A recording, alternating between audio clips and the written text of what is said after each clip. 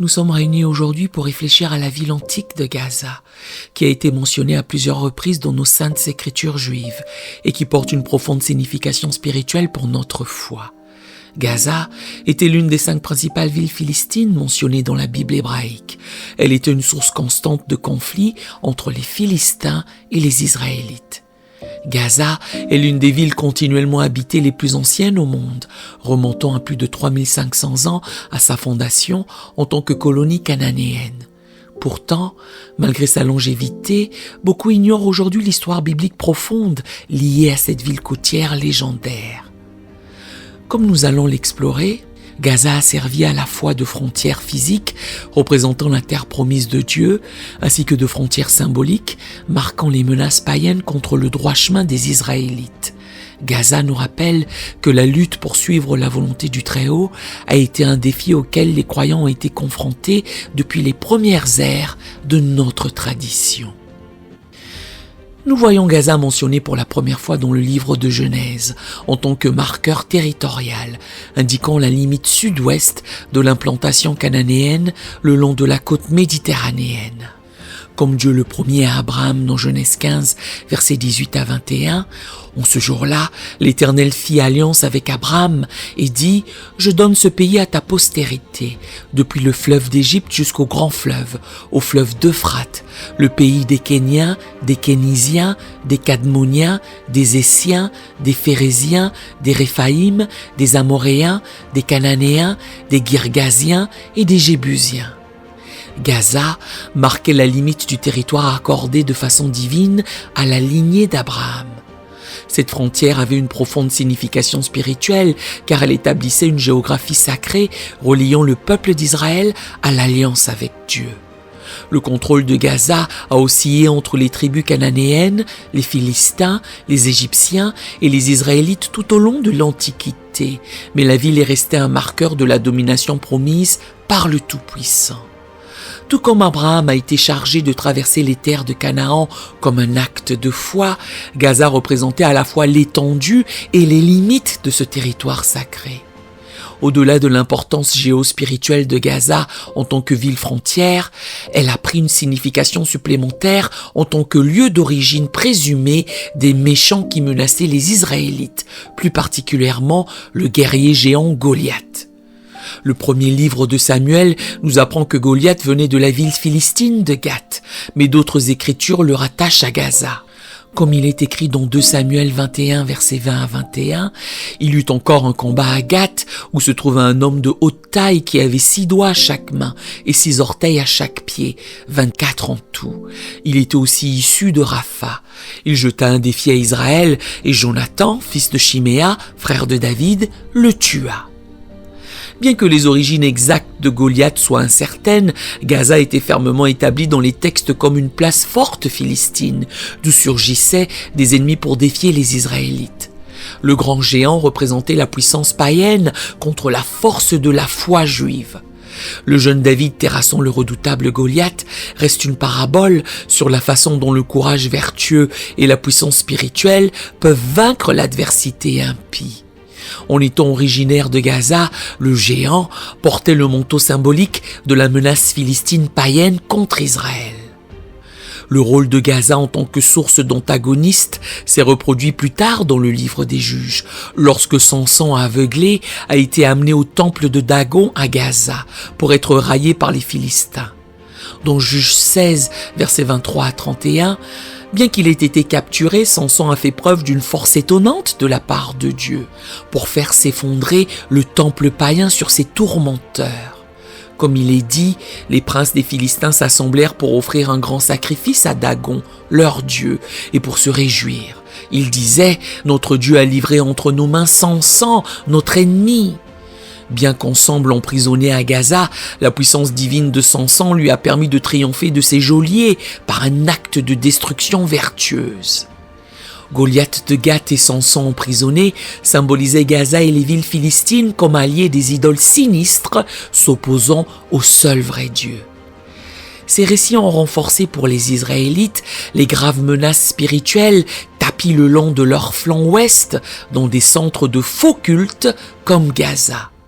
s'écarter du droit chemin revenait à devenir aveugle comme Samson ou vaincu comme les Philistins défaits. Cette histoire illustre la lutte entre les Israélites et les Philistins. Au-delà de son infamie en tant qu'origine d'ennemis païens, Gaza est également mentionné dans les Écritures pour sa proximité avec des événements capitaux démontrant la bienveillance de Dieu envers Israël. Le livre de Josué parle de la ville de Gaza comme étant proche du site de la bataille de Gabaon, lorsque Josué mena les Israélites à une puissante victoire sur les Amoréens après que Dieu eut fait pleuvoir sur eux des grêlons.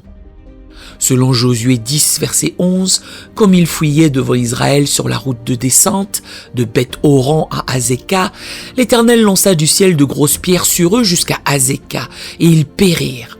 Ceux qui moururent par les pierres de grêle furent plus nombreux que ceux qui furent tués avec l'épée par les enfants d'Israël. Situer Gaza comme ville voisine glorifiait l'intervention divine de Dieu pour le vertueux Israël. Plus tard, dans Josué, Gaza apparaît à nouveau comme point de repère à proximité d'un autre champ de bataille, où le Seigneur aida Israël contre les forces cananéennes oppressives. Il est écrit, Josué ayant pris Hatzor, la frappa du glaive avec son roi, car auparavant, Hatzor était la capitale de tous ses royaumes. Josué 11, verset 10. Ils passèrent tous au fil de l'épée, ils dévouèrent par interdit tout ce qui respirait, comme l'avait ordonné Moïse, serviteur de l'Éternel. Josué les bâtit depuis Kadès Barné jusqu'à Gaza, et dans tout le pays de Goshen, jusqu'à Gabaon. Josué 10, versets 40 à 41. Gaza marquait les limites méridionales de la conquête de Josué par la grâce de Dieu. Bien qu'elle ne fût pas le site des batailles elles-mêmes, la présence de Gaza dans ses récits de triomphes miraculeux a renforcé son rôle en tant que lieu frontalier, montrant jusqu'où les armées d'Israël avancèrent avec l'aide du Seigneur contre les méchants. La ville incarnait la limite de la société israélite civilisée, au-delà de laquelle les influences païennes régnaient. Au-delà de la débarcation des frontières et des origines des menaces, Gaza apparaît dans les Écritures comme un port stratégiquement précieux et un entrepôt commercial reliant Israël au reste du monde. En tant que ville marchande côtière animée, Gaza était située sur des routes commerciales reliant l'Égypte, la Mésopotamie et les royaumes de la Méditerranée orientale. Ces quais voyaient défiler des marchands, des voyageurs et des marins venant des contrées proches ou lointaines. Bien que le commerce de Gaza apportât des richesses matérielles, son caractère cosmopolite exposait aussi les citoyens israélites à l'attrait d'étranges dieux et d'idoles blasphématoires. Les prophètes israélites, dont Élie, Ézéchiel et Sophonie, ont fustigé Gaza et les villes philistines voisines pour avoir attiré des juifs fidèles à vénérer de fausses divinités par le biais de liens économiques commerciaux. Pour préserver la pureté spirituelle, selon les prophètes, Israël devait limiter ses liens avec les tentations commerciales mondaines de Gaza.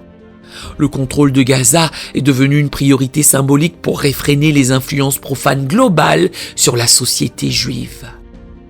Cette lutte ancienne perdure aujourd'hui, alors qu'Israël continue à se débattre pour trouver un équilibre entre connectivité avec le monde extérieur par le commerce et les liens stratégiques et le risque de dilution de son identité hébraïque unique et de la foi dans le seul vrai Dieu. Le rôle de Gaza dans l'imaginaire moral d'Israël reste puissant, bien que la ville elle-même soit passée hors du contrôle israélien depuis 2005. Aujourd'hui, Gaza fait partie des territoires palestiniens. Elle a été un point focal du conflit israélo-palestinien. Le Hamas contrôle Gaza depuis 2007. Il y a eu des affrontements concernant le blocus et des attaques à la roquette contre Israël. Le nom continue d'évoquer une vulnérabilité stratégique face à des influences spirituelles impies venues d'au-delà de la frontière. Quelles leçons pouvons-nous tirer de la riche histoire de Gaza pour nos propres vies spirituelles ? Premièrement, nous devons nous rappeler que Dieu accorda aux Israélites non seulement Canaan, mais des terres s'étendant au loin jusqu'aux frontières démarquées par des villes antiques comme Gaza. Pourtant, avec le temps, la foi du peuple déclina et ils n'eurent plus le nombre, l'unité ou la bénédiction divine pour habiter toute l'étendue de leurs promesses. Gaza cessa d'être un avant-poste frontalier pour devenir plutôt une marque lointaine d'une domination perdue. Si Israël espère retrouver un jour les frontières bibliques qui lui furent octroyées, le peuple doit nourrir la foi et la pureté spirituelle plutôt que de se fier uniquement à la puissance militaire ou aux alliances politiques. La promesse de Dieu s'étendait aussi loin que les anciens pouvaient arpenter la terre dans la foi. Les frontières politiques d'aujourd'hui ne sont que des ombres réduites de ce qui était prévu. Deuxièmement, tout comme Gaza était associé dans le texte ancien à des méchants qui défiaient la religion israélite, aujourd'hui, il y a toujours des tentations de suivre de fausses idoles, comme la richesse, l'ego, le pouvoir ou la haine qui nous égareront. Tout comme l'idole Dagon mentionnée à Gaza, ces faux dieux modernes promettent beaucoup, mais finissent par faire tomber leurs adorateurs. Cependant, aussi entourés que nous puissions nous sentir par des adversaires et des défis pour vivre avec droiture, nous devons tenir ferme comme David devant Goliath. Avec la foi dans le Tout-Puissant, une pierre guidée divinement peut faire tomber n'importe quel géant idolâtre. Enfin, le caractère cosmopolite de Gaza a historiquement suscité des inquiétudes, selon lesquelles le commerce à l'étranger éroderait la pureté spirituelle chez soi par l'afflux de dieux étrangers. Mais les sociétés fermées stagnent, tandis qu'un échange diversifié de biens, d'idées et de personnes peut enrichir une terre, tout comme les épices et les soies sont jadis arrivés au quai de Gaza depuis des terres lointaines. Aimer son prochain implique de s'engager au-delà des frontières. Pourtant, même avec des portes ouvertes, nous devons avoir foi en la résilience d'Israël pour maintenir son âme unique. Un peuple fort et un Dieu fort n'ont rien à craindre de projeter une alliance vers l'extérieur dans le monde, ni de laisser la lumière extérieure briller à l'intérieur. Mais bien aimés, l'héritage spirituel de Gaza a beaucoup de leçons à nous enseigner. Par tous les moyens, menons des vies de dévotion à notre Père céleste, en respectant l'alliance avec les lois et les principes qu'il a établis. Approchez-vous de Dieu et il s'approchera de vous. Certains voient dans la Gaza biblique l'origine du conflit actuel sur ce territoire. D'autres affirment que les revendications bibliques sont sans rapport avec les disputes modernes. Mais l'histoire donne une signification religieuse à cette terre pour les deux parties. Certaines prophéties suggèrent que Gaza fera partie de la terre d'Israël à l'ère messianique. Sophonie 2, verset 4 déclare « Gaza sera délaissée, Ascalon sera réduite en désert. En plein midi, Écron sera déraciné. » Cela implique qu'Israël réclamera ses villes dans les temps de la fin. Toutefois, Ézéchiel 25, versets 15 à 17 pourrait pointer vers la destruction de Gaza. Parce que les Philistins ont agi par vengeance et se sont vengés avec méchanceté. Je vais étendre ma main sur les Philistins. Ésaïe 11, verset 14 fait aussi référence à l'expansion d'Israël vers Gaza ou à une attaque contre Gaza dans la prophétie. Ces versets dépeignent Gaza comme antagonique envers Israël à la fin. La situation à Gaza reste complexe sans solution évidente, mais comprendre les racines anciennes du conflit donne une perspective sur sa longévité et profondeur. Les prophéties sur Gaza nous rappellent que même les haines anciennes peuvent un jour céder la place à la fraternité si les cœurs s'ouvrent à la droiture.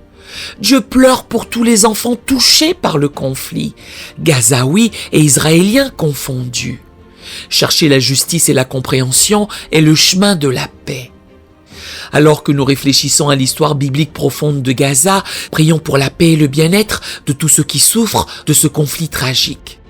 Près de 2 millions de Gazaouis vivent dans des conditions appauvries, tandis que les enfants israéliens grandissent également au milieu de la violence et de la peur.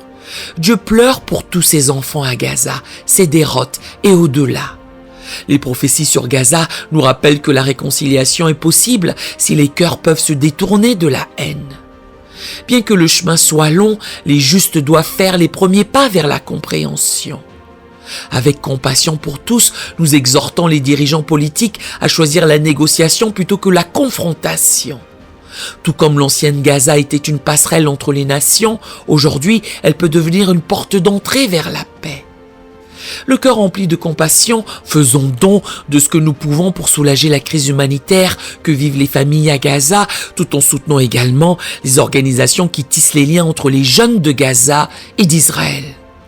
En tant qu'enfants d'Abraham, musulmans et juifs doivent s'unir pour guérir les blessures et reconnaître notre patrimoine commun en Terre Sainte. Grâce à l'ouverture, à la générosité et à la compréhension de toutes parts, Gaza peut encore devenir un exemple brillant de coexistence pour les générations futures. Que cette vision soutienne notre foi en des temps difficiles. Puissions-nous laisser l'étincelle du divin en nous illuminer les ténèbres, comme les feux des phares anciens de Gaza guidaient jadis les marins vers leur foyer. Si nous ne perdons pas espoir, l'espoir ne nous perdra pas.